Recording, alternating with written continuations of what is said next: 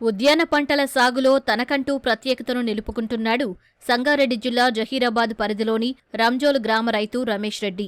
విభిన్న రకాల పంటలు, పండ్లు సాగు చేస్తూ మెరుగైన ఆదాయాన్ని ఆర్జిస్తున్నాడు.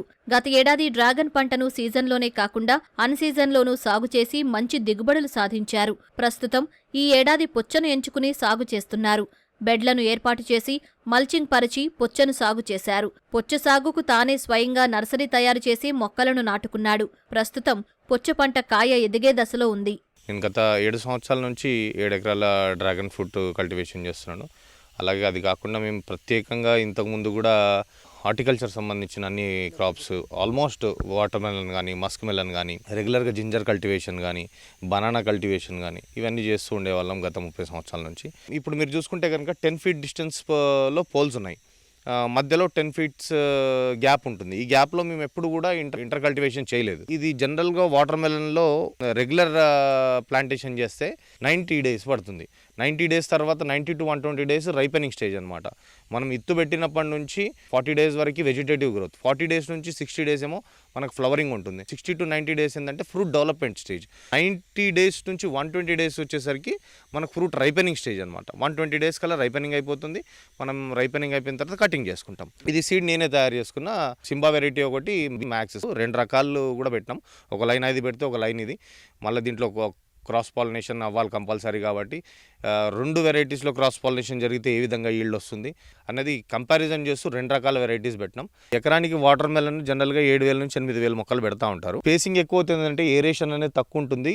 గాలి తగలకపోవడం వల్ల, ఎండ తగలకపోవడం వల్ల గ్రోత్ అనేది తక్కువ ఉంటుంది. కాబట్టి ఎప్పుడైనా కూడా మొక్కకు మంచి డిస్టెన్స్ ఇచ్చి పెట్టుకోవాలి. సో నేనే 5,000 నుంచి 5,500 మాత్రమే పెడుతున్నాను. సో దట్ ఏంటంటే ఏరేషన్ ఎక్కువ ఉంటుంది. ఇప్పుడు మనం రెగ్యులర్ ప్లాంటేషన్ కానీ వాటర్ మెలన్ ప్లాంటేషన్ చేసిన దాంట్లో కూడా నేను 6 feet డిస్టెన్స్ బెడ్ తీసుకొని 3 feet ఒక ప్లాంట్ పెట్టుకున్నా.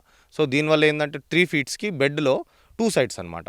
2 మొక్కలు పెట్టాం. 2 మొక్కల తర్వాత మళ్ళీ 3 feet గ్యాప్ ఇచ్చి మళ్ళీ 2 మొక్కలు.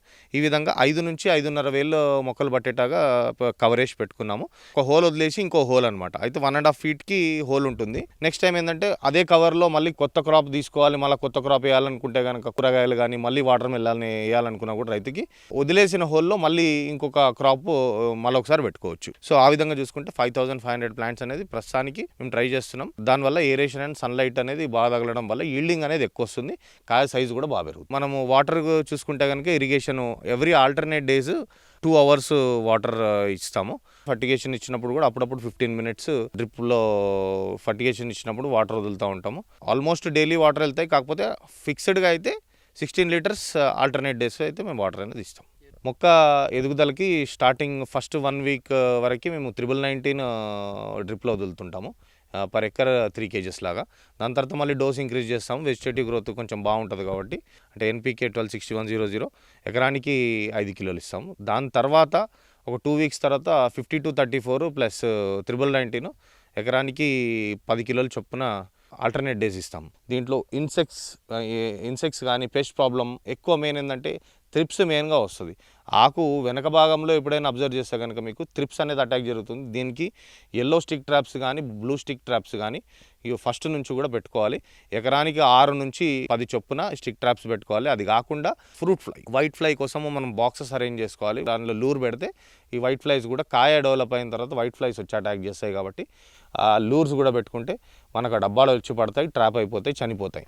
పంటల సాగులో ప్రయోగాలు చేస్తూ పలువురికి ఆదర్శంగా నిలుస్తున్నాడు యువ రైతు రమేష్ రెడ్డి.